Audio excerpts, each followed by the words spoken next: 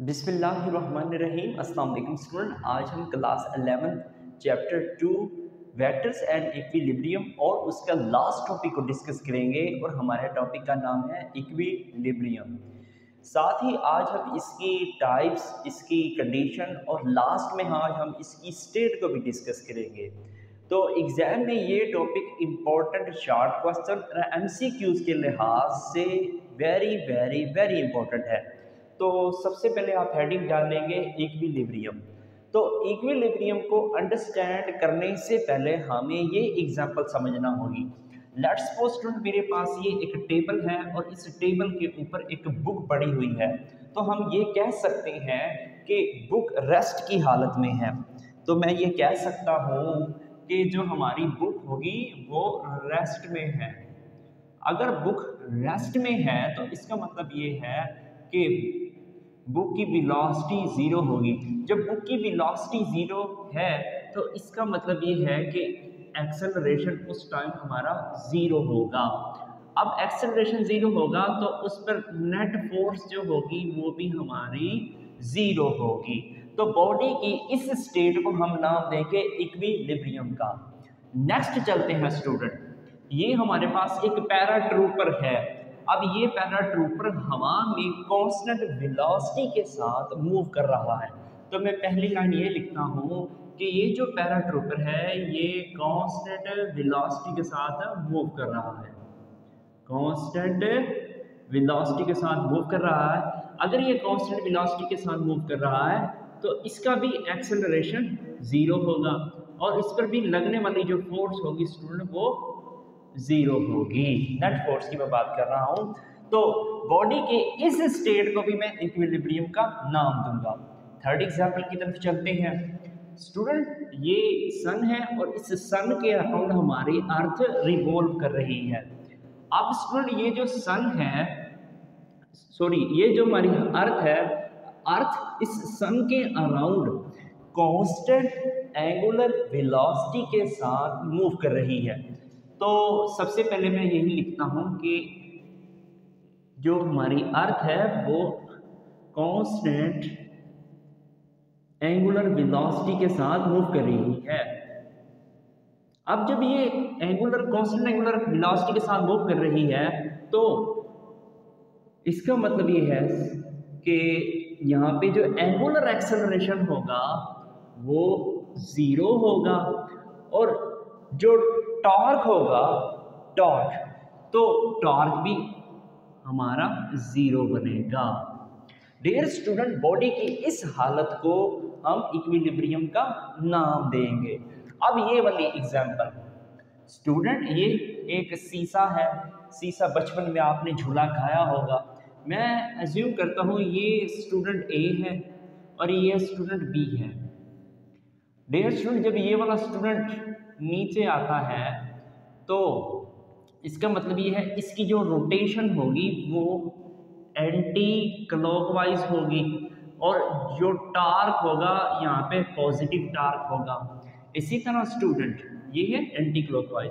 अब स्टूडेंट ये वाला जो स्टूडेंट बी नीचे आएगा तो इसकी जो मोशन होगी वो क्लॉकवाइज होगी और यहाँ पे जो टार्क होगा वो हमारा नेगेटिव होगा।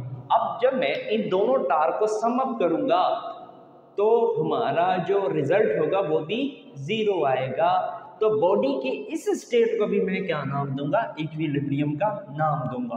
तो आप बच्चों यहाँ पे लिखोगे कि अगर बॉडी रेस्ट पे हो या वो बॉडी यूनिफॉर्म वेलोसिटी के साथ मूव करे या यूनिफॉर्म एंगुलर वेलोसिटी के साथ मूव करे तो बॉडी की उस हालत को हम इक्विलिब्रियम का नाम देंगे। अब स्टूडेंट कंडीशन क्या क्या होती है? पहली कंडीशन तो ये है स्टूडेंट, एक्सेलरेशन ज़ीरो होना चाहिए, फोर्स भी ज़ीरो होनी चाहिए, एंगुलर एक्सेलरेशन भी ज़ीरो होना चाहिए और टॉर्क भी ज़ीरो होना चाहिए। तो तब हमारी इक्विलिब्रियम की कंडीशन सेटिस्फाई होगी। स्टूडेंट यहाँ तक समझ आ गई होगी। अब हम नेक्स्ट चलते हैं इसकी टाइप्स। जो आपके बुक के अकॉर्डिंग है वो इक्विलिब्रियम की दो टाइप्स हैं। दोबारा सुने, आपके बुक के अकॉर्डिंग इक्विलिब्रियम की दो टाइप्स हैं। पहली जो टाइप्स है वो है स्टैटिक इक्विलिब्रियम और जो दूसरी टाइप्स होती है डायनामिक इक्विलिब्रियम। सबसे पहले हम स्टैटिक इक्विलिब्रियम की बात करते हैं कि अगर कोई बॉडी रेस्ट पे हो तो बॉडी की उस स्टेट को मैं इक्विलिब्रियम का नाम दूंगा। स्टूडेंट दोबारा सुन लें कि अगर कोई बॉडी रेस्ट पे हो तो बॉडी की उस स्टेट को मैं स्टैटिक इक्विलिब्रियम का नाम दूंगा। और जो दूसरी डेफिनेशन है वो है डायनामिक इक्विलिब्रियम। अगर कोई बॉडी यूनिफॉर्म वेलोसिटी के साथ या फिर यूनिफॉर्म एंगुलर वेलोसिटी के साथ मूव करे तो बॉडी की उस स्टेट को मैं डायनामिक इक्विलिब्रियम का नाम दूंगा। आप जरा लफ्जों पे गौर करें। स्टैटिक, स्टैटिक का मतलब होता है रुका हुआ, इसका मतलब यह है बॉडी रेस्ट पे है, ठीक है। अब डायनामिक, डायनामिक का मतलब होता है मोशन में। अब वो मोशन स्टूडेंट यूनिफॉर्म होनी चाहिए। आई होप स्टूडेंट ये बातें समझ आ गई होंगी। ये तो थी स्टूडेंट बेसिक डेफिनेशन थी, ठीक है। अब हम थोड़ा सा और अच्छे से समझते हैं कि इक्विलिब्रियम की दो टाइप्स होती हैं, वो थी बेसिक टाइप्स। अब बेसिक टाइप के अलावा मजीद इक्विलिब्रियम की दो टाइप्स होती हैं। एक को हम ट्रांसलेशनल इक्विलिब्रियम कहते हैं और दूसरे को हम रोटेशनल इक्विलिब्रियम कहते हैं। फर्स्ट ऑफ ऑल स्टूडेंट हम डिस्कस करते हैं ट्रांसलेशनल इक्विलिब्रियम। अगर किसी बॉडी का लीनियर एक्सेलरेशन 0 हो जाए तो बॉडी की उस स्टेट को मैं नाम दूंगा ट्रांसलेशनल इक्विलिब्रियम। दोबारा सुन ले, अगर किसी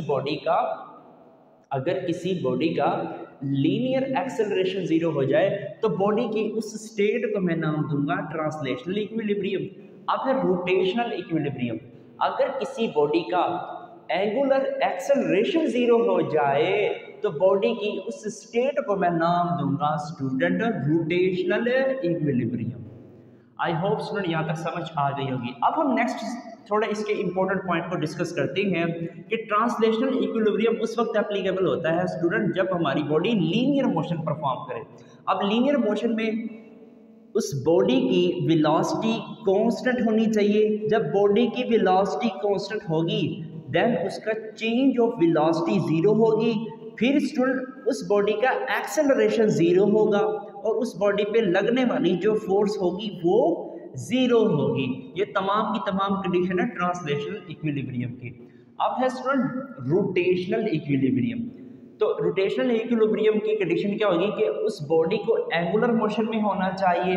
दूसरी, उस बॉडी की एंगुलर वेलोसिटी कांस्टेंट होनी चाहिए।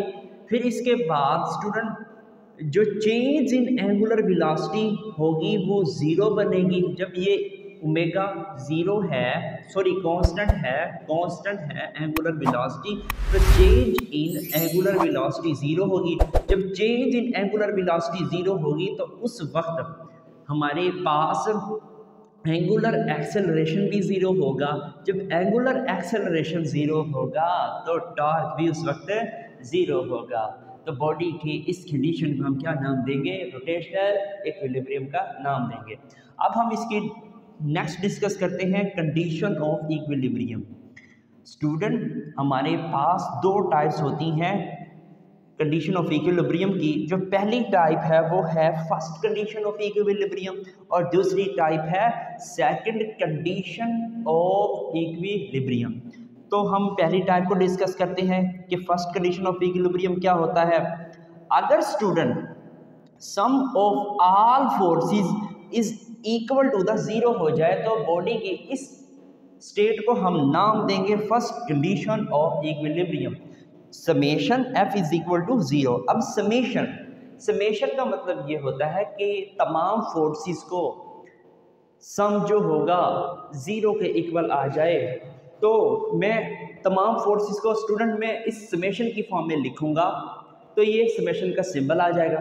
सम of all forces acting on a body is equal to the 0। तो बॉडी की इस कंडीशन को हम नाम देंगे फर्स्ट कंडीशन ऑफ इक्विलिब्रियम। अब स्टूडेंट अगर हम इसको वेक्टर फॉर्म में लिखें तो इस तरह से बनेगा कि the sum of vector of forces acting on the body is equal to the null vector। तो ये भी फर्स्ट कंडीशन ऑफ इक्विलिब्रियम बनेगा। स्टूडेंट अब हम इसको एक एग्जांपल की मदद से समझते हैं। स्टूडेंट ये हमारे पास एक टेबल है। अब टेबल के ऊपर एक बुक पड़ी हुई है। अब इस डायरेक्शन में स्टूडेंट हमारी F1 फोर्स है और 10 न्यूटन फोर्स लग रही है F1। अब इसके ऑपोजिट एक और फोर्स लग रही है और वो फोर्स हमारी F2 होगी और ये भी 10 न्यूटन की लग रही है स्टूडेंट। इसी तरह स्टूडेंट एक डाउनवर्ड फोर्स लग रही होगी बुक की और वो हमारी F3 फोर्स होगी और वो 10 न्यूटन फोर्स होगी। अब इसके ऑपोजिट एक और फोर्स लग रही होगी और वो फोर्स हमारी F4 और 10 न्यूटन की होगी। अब आप स्टूडेंट अगर इन तमाम फोर्सेस को जब मैं सम करूंगा तो इनका जो रिजल्ट होगा वो ज़ीरो आएगा। कैसे ज़ीरो आएगा? अब आपने ये सीखना है स्टूडेंट। इस साइड में जो फोर्सेस है F1, चलो मैं लिख देता हूँ F1 plus F2 plus F3 plus F4। ठीक हो गया स्टूडेंट। अब F1 इस साइड पे है तो यहाँ पे आप लोगे पॉजिटिव का, अगर इसके ऑपोजिट है तो आप लेंगे स्टूडेंट नेगेटिव का।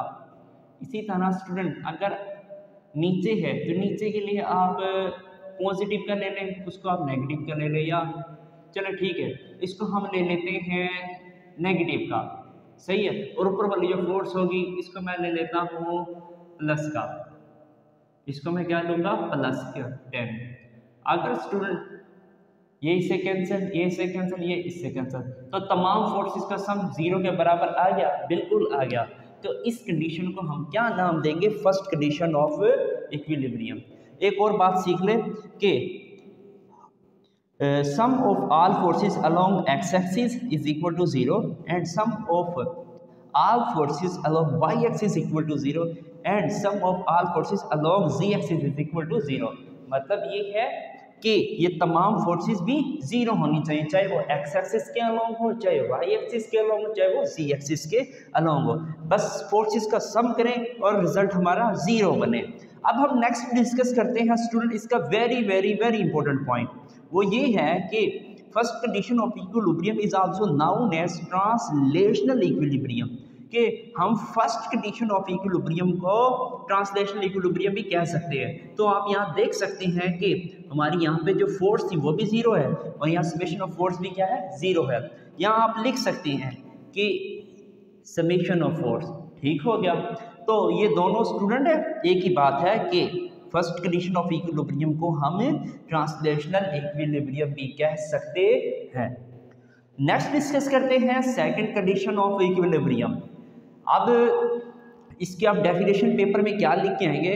सम of all torque acting on a body is equal to the zero, के हमारे पास बॉडी पे लगने वाले तमाम टॉर्क का जो रिजल्ट होगा वो जीरो के इक्वल आएगा।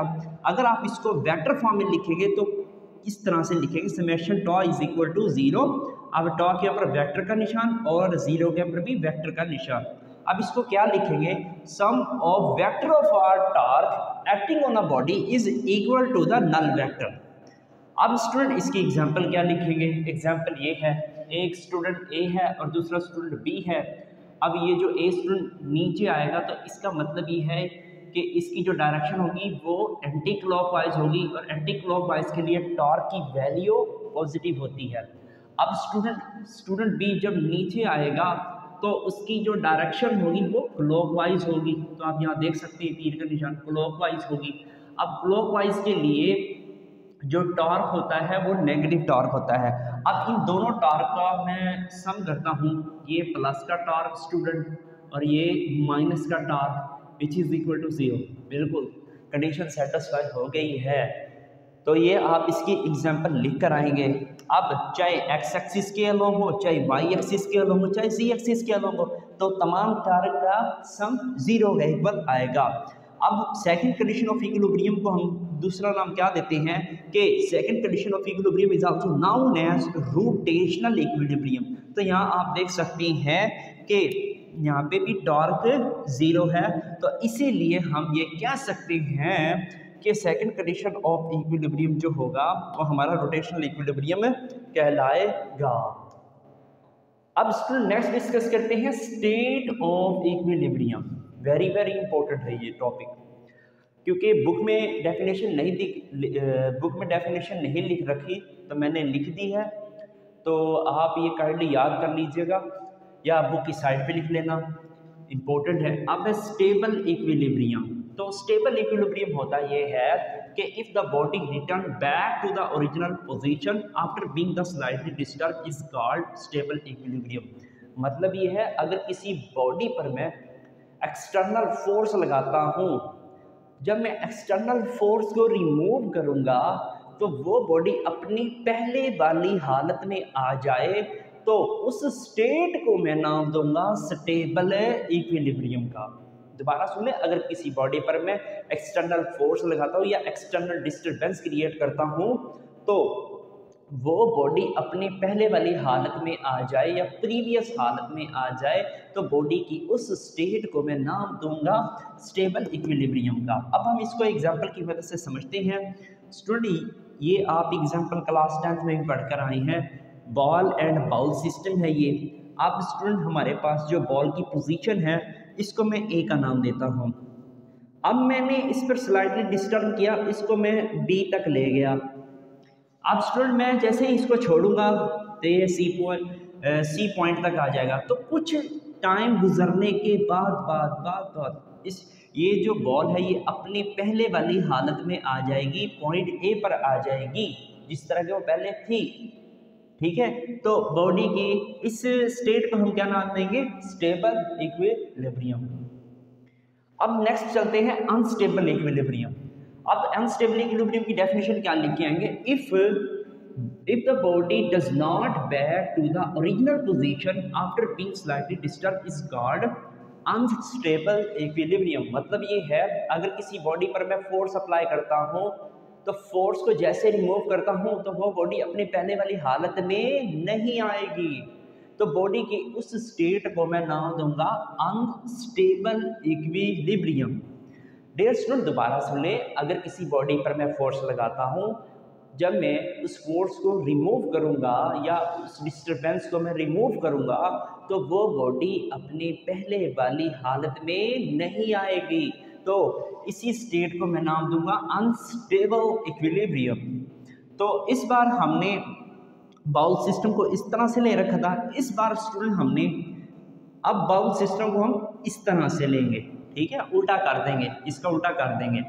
अब मैंने बहुत इस पॉइंट पर प्लेस कर दी है। अब जब मैं एक्सटर्नल फोर्स लगाता हूँ, तो ये वाली जो बॉल है आगे मूव करेगी, क्या ये पहले अपने हालत में आ जाएगी?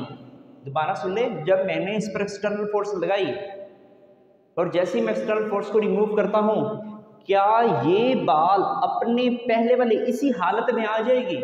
नहीं आएगी, कभी भी नहीं आएगी। तो ये वाली जो बॉल है एक न्यू पोजीशन पर चली गई है। अब ये जो बॉल है कभी भी इधर नहीं आएगी। ठीक हो गया स्टूडेंट? तो ये बॉल जो है नई पोजीशन पर चली गई है, तो इस स्टेट को मैं नाम दूंगा अनस्टेबल इक्विलिब्रियम का। नेक्स्ट चलते हैं न्यूट्रल इक्विलिब्रियम। न्यूट्रल नाम से ही जाहिर है, if the body takes a new position similar to the previous position after being a slightly disturb is called neutral equilibrium. मतलब क्या है, अगर किसी बॉडी पर मैं एक्सटर्नल डिस्टर्बेंस क्रिएट करता हूँ या एक्सटर्नल फोर्स लगाता हूँ, जैसे ही मैं एक्सटर्नल फोर्स को रिमूव करूँगा तो वो बॉडी एक न्यू पोजीशन में आएगी, लेकिन स्टूडेंट जो न्यू पोजीशन होगी वो सिमिलर होगी पहले वाले से। तो बॉडी की इस स्टेट को मैं नाम दूंगा न्यूट्रल इक्विलिब्रियम। एक दफ़ा फिर सुन ले ताकि आपको याद हो जाए कि अगर किसी बॉडी पर मैं एक्सटर्नल फोर्स लगाता हूँ या एक्सटर्नल डिस्टर्बेंस लगाता हूँ, जब मैं एक्सटर्नल फोर्स को रिमूव करूँगा तो वो बॉडी अपने न्यू पोजीशन पर आएगी, और वो जो न्यू पोजीशन होगी वो प्रीवियस वाली पोजीशन के बिल्कुल सिमिलर होगी। तो इसी स्टेट को मैं नाम दूंगा न्यूट्रल इक्विलिब्रियम का। आई होप आप समझ आ गई होगी। ये हमारे पास एक स्मूथ सरफेस है डियर स्टूडेंट, ये एक स्मूथ सरफेस है। अब इस स्मूथ सरफेस पर मैंने एक बॉल को प्लेस कर दिया। अब जैसे ही मैं इस पर एक्सटर्नल फोर्स लगाता हूँ और फिर मैं रिमूव करूँगा तो कुछ टाइम बाद ये जो बॉल है एक न्यू पोजीशन में आ जाएगी। न्यू पोजीशन भी सिमिलर होनी चाहिए प्रीवियस वाली जो पोजीशन होगी, दोनों पोजीशनें बच्चों सेम होनी चाहिए। दोबारा सुन ले, दोनों पोजीशन स्टूडेंट सेम हैं, बॉल जैसे थी वैसे उधर है, ठीक है, दोनों सेम स्टेट में है। ठीक हो गया, तो बॉडी की इस स्टेट को मैं नाम दूंगा न्यूट्रल इक्विलिब्रियम। अब हम इंपॉर्टेंट एमसीक्यूज को डिस्कस करते हैं, थोड़ा कंसेप्चुअल एमसीक्यूज है। तो स्टूडेंट ये हमारे पास एक सरफेस है, ये आ गई है सरफेस। अब इस सरफेस में मैं एक ट्राइंगल लेता हूं, तो ये आ गई है बच्चों ट्राइंगल। इस तरह से ट्राइंगल है हमारे कुछ।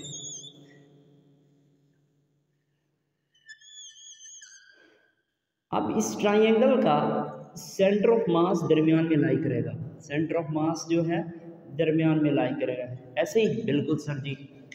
अब स्टूडेंट जैसे ही मैं इस पर एक्सटर्नल फोर्स लगाता हूं तो ये कुछ इस तरह की पोजीशन में चली जाएगी।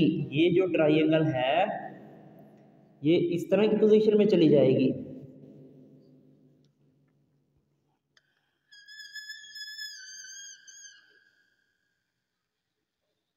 जो सेंटर ऑफ मास होगा वो इस बार इस पोजीशन में चला जाएगा।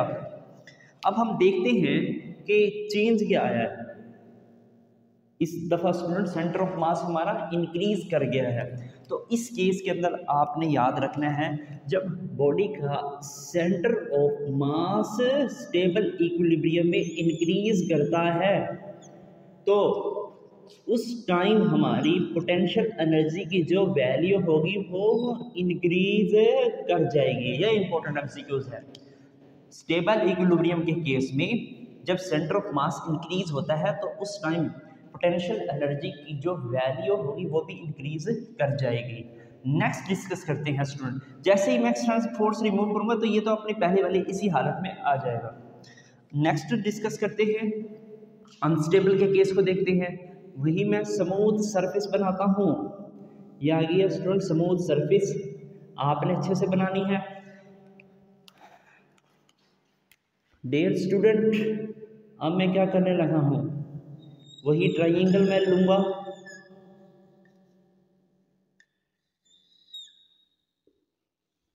यहां पे आ गया स्टूडेंट सेंटर ऑफ मास इस ट्राइंगल का। अब स्टूडेंट मैं इसको डिस्टर्ब करता हूं, इसको मैंने बच्चों बहुत सारा डिस्टर्ब किया है। यस, अब ये इस हालत में आ जाएगी मान लो स्टूडेंट। फिर इसके बाद कुछ टाइम बाद ये इस हालत में आ जाएगी।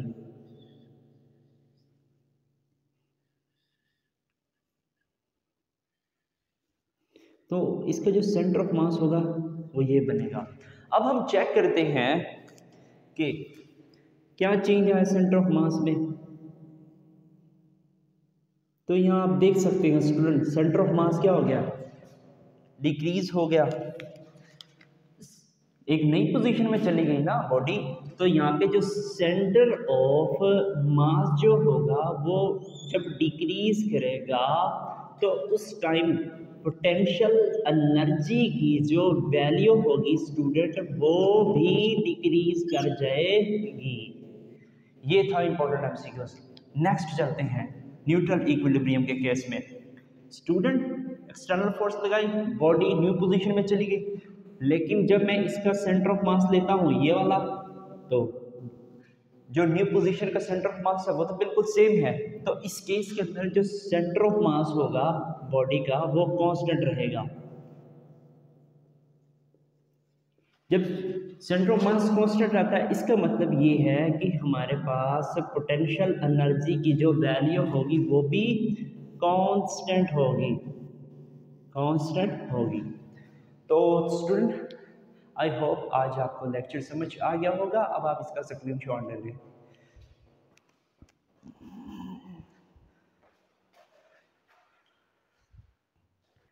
डियर स्टूडेंट ये थी आज की डिस्कशन। अगर आप मेरे चैनल पर नए आए हैं तो लाजमी सब्सक्राइब करें और अपने दोस्तों के साथ इस वीडियो का लिंक ज़रूर शेयर किया करें। मिलते हैं एक और नए लेक्चर में, तब तक के लिए टिल देन अल्लाह हाफिज़।